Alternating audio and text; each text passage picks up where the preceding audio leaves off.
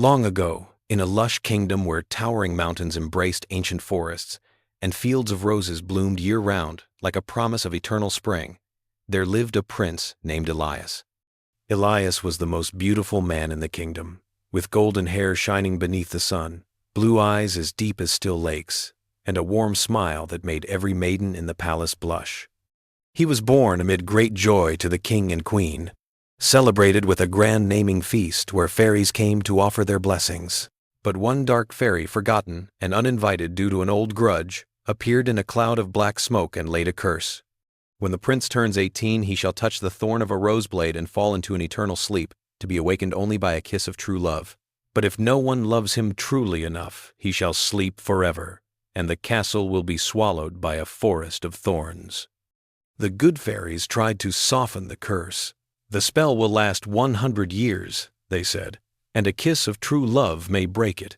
The king, furious, ordered every rose in the kingdom burned, but harsh fate could not be avoided. Elias grew up in a magnificent palace, heavily guarded and forbidden from ever touching a rose. He was intelligent and kind, loved poetry and music, and often rode his horse through the green forests, dreaming of a destined love that would one day save him from royal loneliness. "One day she will come," Elias whispered to the wind, his heart filled with romantic hope drawn from fairy tales. The people adored him. Princesses from neighboring kingdoms came to seek his hand, but Elias refused them all. "I am waiting for the one destined for me." On his 18th birthday, during his coming-of-age celebration, Elias secretly slipped into the forbidden garden where one red rosebush remained, forgotten by his father. He touched the most beautiful bloom. A thorn pierced his finger, and the curse struck. Elias collapsed into a deep sleep, his body motionless upon a jade bed, beautiful as a god's statue, yet eternally cold. Overnight, a dense forest of thorns engulfed the castle, sharp as swords, and everyone within fell asleep as well, except for wandering spirits left waiting. News spread across kingdoms. The sleeping prince awaits a kiss of true love. Brave princes arrived from distant lands, wielding sharp swords to cut through the thorns. But the forest grew back faster, devouring them in agony. Blood spilled, bones shattered, and they died horribly in the darkness. Beautiful princesses also came, believing in destined love. They kissed Elias's cold lips, but he did not awaken. Despair consumed them. They remained in the castle, waiting, aging, and eventually dying alone, their spirits wandering like ghosts. 100 years passed. The curse remained unbroken. No kiss was true enough, because destined love was only an illusion. Elias slept on beautiful, yet soulless. Then came a princess named Aurora from the farthest kingdom. Aurora was gentle and intelligent, with long black hair and warm brown eyes. She had grown up with stories of the sleeping prince and loved Elias from afar through paintings and legends, believing herself to be the one destined for him. "I will awaken him," Aurora said to her parents, her voice firm with blind hope.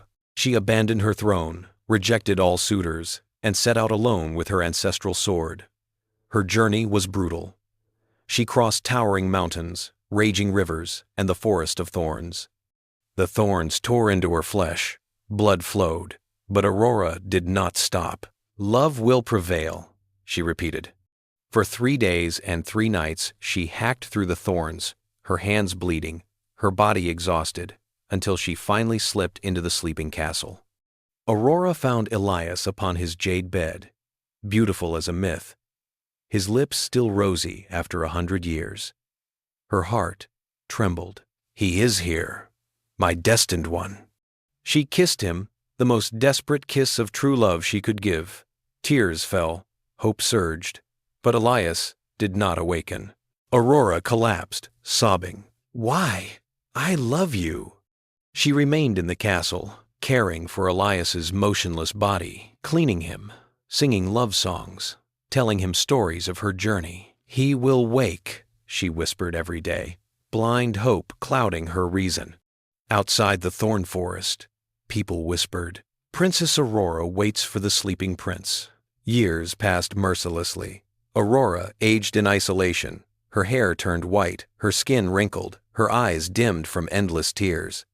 She refused to leave, refused the soldiers sent from her homeland to rescue her.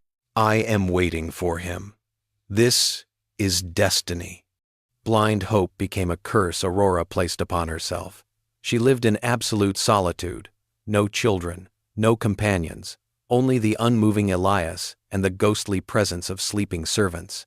She kept a daily journal. Did he smile in his sleep today? Or was it only my imagination?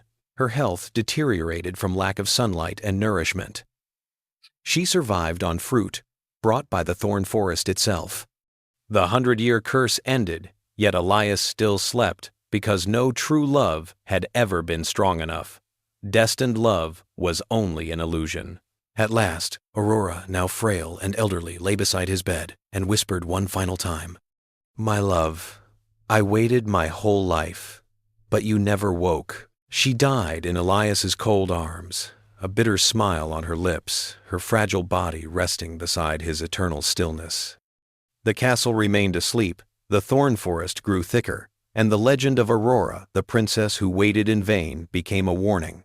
Blind hope in destined love brings only eternal loneliness and a death no one ever witnesses.